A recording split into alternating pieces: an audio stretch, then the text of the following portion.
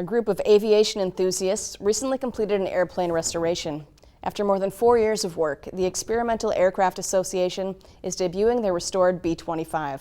It's all part of their mission to share the spirit of aviation, preserve history, and honor veterans. The B-25 Mitchell is most well known for its role in the Doolittle raids on Japan. In the 1940s, there were thousands of them, but today, only a few dozen are airworthy. This one is the newest. After an extensive 4.5-year restoration, which was led by primarily the chapter here in Minnesota, Chapter 237, was very instrumental. The volunteers in that chapter, as work party after work party after work party, put in over 10,000 labor man hours over 4.5 years to help EA restore this airplane, get it back in the air.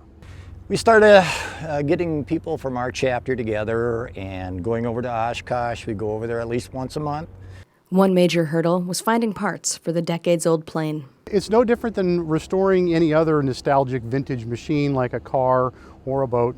There are communities and cliques of people that still have access to various parts and pieces. Some of the things you have to get fabricated.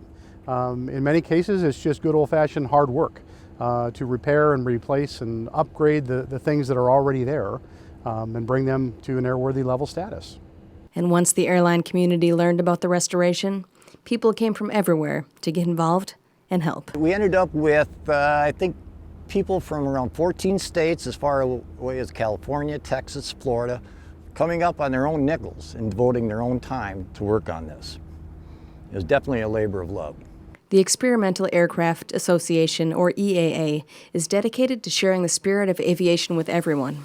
And one way to do that is by getting airplanes in front of people. EAA has a long history of operating warbirds and sharing their story with the public. We started touring the B-17 all the way back in 1994. So it's meaningful to the organization. We're 223,000 members strong. We're all about recreational and the freedoms of aviation that this country has. And touring these airplanes and telling this historical aspect of what the greatest generation did is a big part of the organization. This weekend, the EAA will have their B-25 on display, and they will also have their B-17 on display. People will be able to tour the planes and even buy tickets to take a flight on the B-17.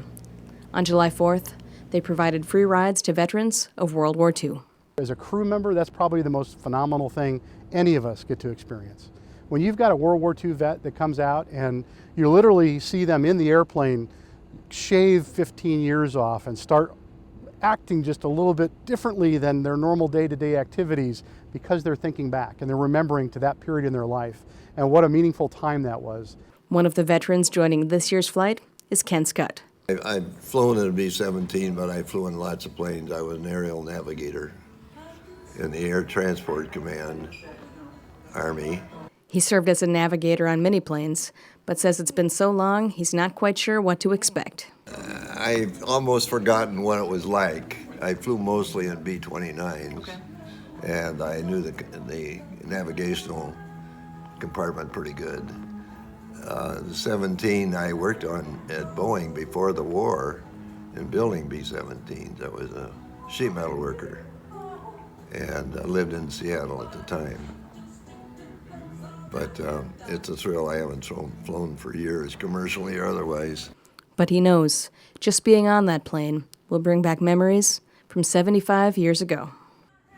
My memories, I think, will be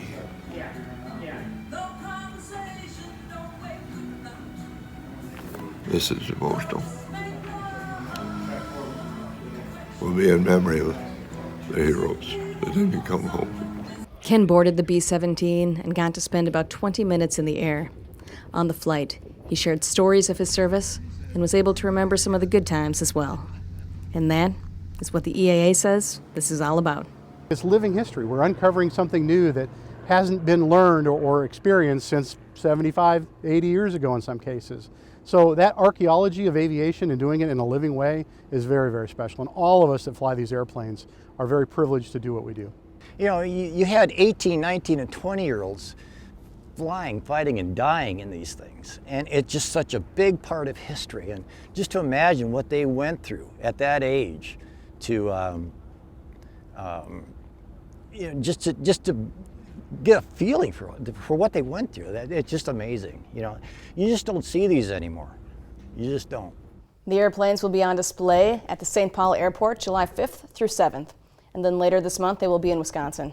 Admission to the airport is free, but tickets are required to tour the inside of the airplanes or to take a flight. You can learn more about that on our website, northmetrotv.com.